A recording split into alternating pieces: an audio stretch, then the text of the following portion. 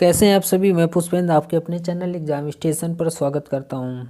आज एक नया टॉपिक शुरू करें, मुहावरे एवं लोकोक्तियां। ठीक है ना। तो इसका क्वेश्चन नंबर पहला देखते हैं। जो इसके पहला टॉपिक था वो उसमें 82 क्वेश्चन करवा के उपसर्ग और प्रत्यय मैंने समाप्त कर दिया। ठीक है ना। अब इसका पहला क्वेश्चन देखते हैं क्या कह रहा है। कोल्हू का बैल होना, यानी कोल्हू का बैल होना का अर्थ है, यानी इसका अर्थ पूछा है। ठीक है ना। तो बुरी तरह काम में लगे रहना, मन लगाकर काम नहीं करना, निर्धन होना या बहुत दिनों बाद दिखाई देना। देखो ये तो होने वाला नहीं है। निर्धन होना ये भी नहीं होगा। मन लगाकर काम नहीं करना, कोल्हू का बैल, कोल्हू का बैल होने का मतलब बुरी तरह काम में लगे रहने, यानी ए इसका इज द राइट आंसर हो जाएगा। ठीक ना। क्वेश्चन नंबर दूसरा देखते हैं। क्वेश्चन नंबर दूसरा क्या कह रहा है। खाक में मिलना, मुहावरे का अर्थ होगा सब कुछ नष्ट हो जाना, बेचैन या परेशान होना, दबी हुई बात फिर से उभरना, अकड़ में रहना। ठीक है ना। तो इसमें खाक में मिलने का यहाँ पर मुहावरे का अर्थ हो जाएगा सब कुछ नष्ट हो जाना। खाक में मिलने का अर्थ क्या होता है, कहीं वो खाक में मिल गया तो मतलब सब कुछ नष्ट हो जाना, यानी इसका ए इज द राइट आंसर होगा। ठीक है ना। क्वेश्चन नंबर तीसरा देखते हैं। क्वेश्चन नंबर तीसरा क्या कह रहा है। बिल्ली को पहले ही दिन मारना चाहिए था का अर्थ है। ठीक है। रौवे पहले ही दिन पड़ता है बाद में नहीं, भय का समन शुरू में ही कर देना चाहिए, जिस व्यक्ति के आश्रय में रहना उसी को हानि पहुंचाना, बुरा समय आते ही सचेत हो जाना चाहिए। क्वेश्चन नंबर 3 का राइट आंसर हो जाएगा बी। बी क्या है, भय का समन शुरू में ही कर देना चाहिए, यानी जो बिल्ली को पहले ही दिन मार देना चाहिए, यानी बिल्ली से भय होता है तो उसका समन शुरू में ही कर दे, यानी शुरुआत में ही उसको दबा देना चाहिए या मार देना चाहिए, यानी B is the right answer हो जाएगा। क्वेश्चन नंबर देखते हैं 4। क्वेश्चन नंबर 4 क्या कह रहा है।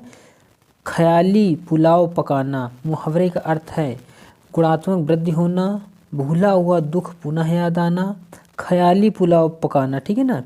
असंभव बातों की कल्पना करना, उपद्रव मचाना। क्वेश्चन नंबर 4 का राइट आंसर हो जाएगा सी, यानी असंभव बातों की कल्पना करना, ख्याली पुलाव पकाना, यानी ख्यालों में जीना। ठीक है ना। असंभव बातों की कल्पना करना, यानी सी इज द राइट आंसर हो जाएगा। क्वेश्चन नंबर 5 देखते हैं। क्वेश्चन नंबर 5 क्या कह रहा है कि आ बैल मुझे मार, इस कहावत का सही अर्थ है। आ बैल मुझे मार, इस कहावत का सही अर्थ हो जाएगा छेड़छाड़ करना, जानबूझकर मुसीबत में पड़ना, बलशाली के सामने वीरता दिखाना, कायर होते हुए भी वीरता का प्रदर्शन करना। आ बैल मुझे मार, यानी आप जानबूझकर मुसीबत में पड़ना या अपने पैर में कुल्हाड़ी मार। ठीक है ना। तो यहाँ पर B is the right answer हो जाएगा, यानी 5वें का B is the right answer हो जाएगा। क्वेश्चन नंबर 6वां देखते हैं। क्वेश्चन नंबर 6 क्या कह रहा है। क्वेश्चन नंबर 6, बात का धनी, मुहावरे का अर्थ है वायदे का पक्का, बहुत बातें करना, बात से धनी होना और समझदार होना। तो बात का धनी होना मुहावरे का यहाँ पर अर्थ हो जाएगा ए, यानी वायदे का पक्का होना, यानी कहते नहीं वो बात का बहुत धनी है, यानी वादे का पक्का होना, यानी ए इज द राइट आंसर हो जाएगा। क्वेश्चन नंबर 7 देखते हैं। क्वेश्चन नंबर 7 क्या कह रहा है। अति का भला न बरसाना। ठीक है ना। अति की भली न धूप, लोकोक्ति का अर्थ है, यानी ये एक लोकोक्ति है। अति का भला न बरसाना, अति की भली न धूप। ठीक है ना। लोकोक्ति का अर्थ है अधिक बारिश होना, अधिक धूप निकलना, किसी भी बात या वस्तु का अधिक होना ठीक नहीं, बरसात में धूप निकलना, यानी क्वेश्चन नंबर 7 का राइट आंसर हो जाएगा सी, यानी किसी भी बात या वस्तु का अधिक, किसी भी बात या वस्तु का अधिक होना ठीक नहीं है। ठीक है ना। यानी किसी भी चीज़ की अति अधिक अच्छी नहीं होती, यानी सी इज द राइट आंसर होगा। क्वेश्चन नंबर 8 देखते हैं। क्वेश्चन नंबर 8 कह रहा है अपनी करनी पार उतरनी, लोकोक्ति का अर्थ है, ये एक लोकोक्ति अपनी करनी पार उतरनी, इसका अर्थ पूछा है। ठीक है ना।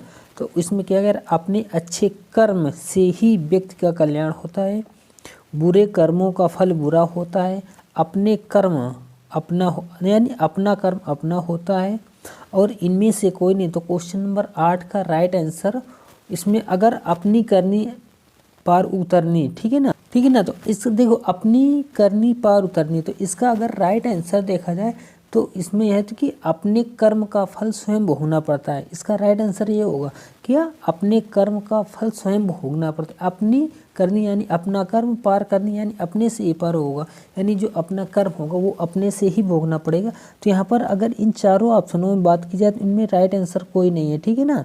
तो यहाँ पर इसका राइट आंसर कोई ही नहीं होगा, यानी ये आंसर होगा कि अपने कर्म का फल स्वयं भोगना पड़ता है, ये इसका राइट आंसर होगा, ठीक है ना। क्वेश्चन नंबर 9 देखते हैं। क्वेश्चन नंबर 9 क्या कह रहा है कि आटा गीला होना मुहावरे का अर्थ है अप्रासंगिक बातें करना, कठिनाई में पड़ना, कठिन परिश्रम करना, हर प्रकार का अनुभव होना। आटा गीला होना, ठीक है ना, आटा गीला होना का मतलब क्या हो जाएगा, कठिनाई में पड़ना, ठीक है ना। तो यहाँ पर इसका B is the right answer हो जाए। क्वेश्चन नंबर 10 देखते हैं। क्वेश्चन नंबर 10 क्या कह रहा है, फूंक फूंक कर पैर रखना मुहावरे का अर्थ है धीरे धीरे चलना, डर कर कदम रखना, पैर रखते हुए फूंक मारना, सोच विचार कर काम करना, ठीक है ना। तो क्वेश्चन नंबर 10 में का राइट आंसर हो जाएगा, देखो पैर रखते हुए फूंक मारे ये तो होंगे नहीं, यानी डी हो जाएगी, यानी D is the right answer हो जाएगा। क्वेश्चन नंबर देखते हैं 11। क्वेश्चन नंबर 11 कह रहा है बेकार आदमी व्यर्थ में काम करता है, ठीक है ना। बेकार आदमी व्यर्थ में काम करता है अर्थ किस लोकोक्त से संबंधित है। इसी अब ये एक नीचे लोकोक्त दी गई हुई है कि ये अर्थ है लोकोक्त किससे संबंधित है, ठीक है ना। अंधा बांटे रेवड़ी फिर अपनों को दे, फिर अपनों को दे, ठीक है। कहने से धोबी गधे पर नहीं चढ़ता, थाली बनिया क्या करे, इस कोठी के धान उस कोठी में धरे, ठीक है ना। थाली यानी थाली बनिया क्या, जो खाली होता है वो क्या करता है, इधर उधर की बातें करता रहता है। बेकार आदमी व्यर्थ का काम करता है, तो इसका अर्थ यही होगा, यानी जो बेकार आदमी होता है वो इधर उधर की बातें करता रहता है या इधर उधर के काम करता रहता है, ठीक है ना। अगर तो इसका सी इज द राइट आंसर हो जाए। क्वेश्चन नंबर देखते हैं 12। क्वेश्चन नंबर 12 क्या कह रहा है, निम्नलिखित मुहावरों को उनके सही अर्थों के साथ मिलान करने वाले विकल्प को चुनें। तो यहाँ पर सही अर्थों के मिलान करने वाले विकल्प का चुनाव करना है। गीदड़ भभकी देना, घड़ों पानी पड़ना, गुस्सा पीना, आवाज़ उठाना। विरोध करना किसका हो, देखो विरोध करना, आवाज़ उठाना, अगर आवाज़ उठाओगे तो विरोध होगा, तो यानी 4 का ए हो जाएगा, ठीक है ना। अब इसमें ऑप्शन में देखो कि 4 का ए कितने ऑप्शनों में है, और जिनमें ना हो तो उनको सभी ऑप्शनों को डिलीट कर दो, ठीक है ना।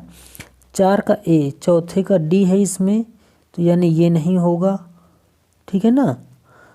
चौथे का बी है, ये भी नहीं होगा। चौथे का बी इसमें भी है, ये भी नहीं होगा, यानी एक ऑप्शन है जिसमें 4 का ए है, यानी डी ऑप्शन है, वो क्या है, डी ऑप्शन है, ठीक है ना। अब देखिए आवाज़ उठाना 4 का ए हो जाएगा, ठीक है ना। अब इससे 1 का डी होगा, यानी गीदड़ भभकी देने व्यर्थ में ही हाँकना, इसका ये हो जाएगा। घड़ों पानी पड़ना, ठीक है, दूसरे का सी हो जाएगा, लज्जित होना, ये हो जाएगा दूसरे का सी, ठीक। अब गुस्सा पीना क्रोध दबाना हो जाएगा, ठीक ना। तो इसका राइट आंसर हो जाएगा डी, 12 का डी हो जाएगा। तो अब देख लीजिए इसमें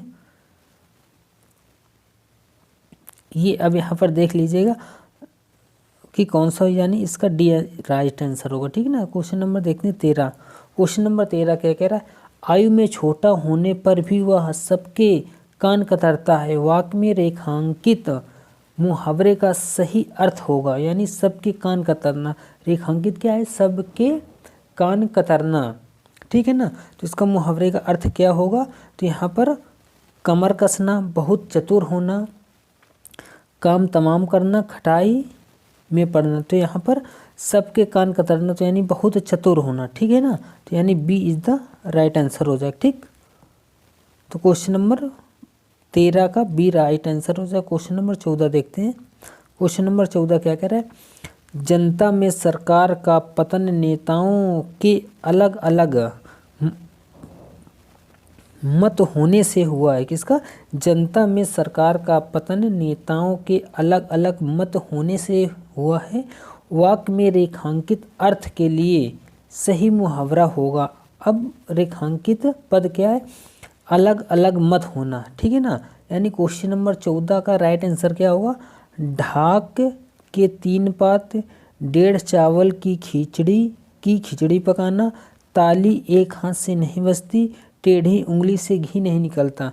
तो इसका 14 का राइट आंसर हो जाएगा डेढ़ चावल की खिचड़ी पकाना। ठीक है ना, यानी अलग अलग मत होना, वो कुछ बात अलग होती है और जनता की बात कुछ अलग होती है, इसीलिए का डेढ़ चावल की खिचड़ी पकाना यानी अलग अलग होने हैं। 14 का B is the right answer हो जाएगा।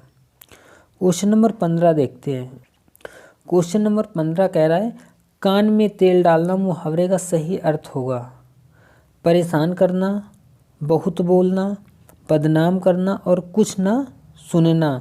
तो कान में तेल डालने का सही अर्थ होगा कुछ ना सुनना, यानी D is the right answer होगा। क्वेश्चन नंबर 16 देखते हैं।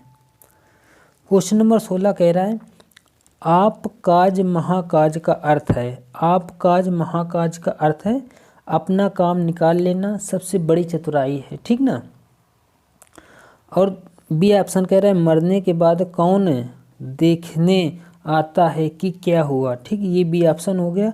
सी ऑप्शन कहता है काम को अपने आप करना सबसे अच्छा होता है। डी ऑप्शन कहता है सबको अपने समान समझना सबसे बड़ा काम होता है। ठीक है ना, तो अब यहाँ क्वेश्चन नंबर 16 का सही आंसर हो जाएगा काम को अपने आप करना सबसे अच्छा होता है, यानी सी इज द राइट आंसर हो जाएगा, यानी 16 का सी आंसर सही होगा। ठीक ना, तो क्वेश्चन नंबर देखते हैं 17। क्वेश्चन नंबर 17 क्या कह रहा है कोयले की दलाली में मुंह काला का अर्थ है, यानी कोयले की दलाली में मुंह काला का अर्थ क्या होगा। कोयले का व्यापार करना, बुरे काम में बुराई मिलना और झूठ बोलना, व्यापार में घाटा होना। ठीक ना, तो क्वेश्चन नंबर 17 का राइट आंसर हो जाएगा बुरे काम में बुराई मिलती। अगर बुरा काम करोगे तो स्वाभाविक है कि बुराई मिलेगी, यानी इसका B is the right answer हो जाएगा। क्वेश्चन नंबर 18 देखते हैं। क्वेश्चन नंबर 18 क्या कह रहा है कच्ची गोलियां खेलना मुहावरे का सही अर्थ है कंचे खेलना, गोली खाना, अनुभव होना, अनुभव की कमी होना।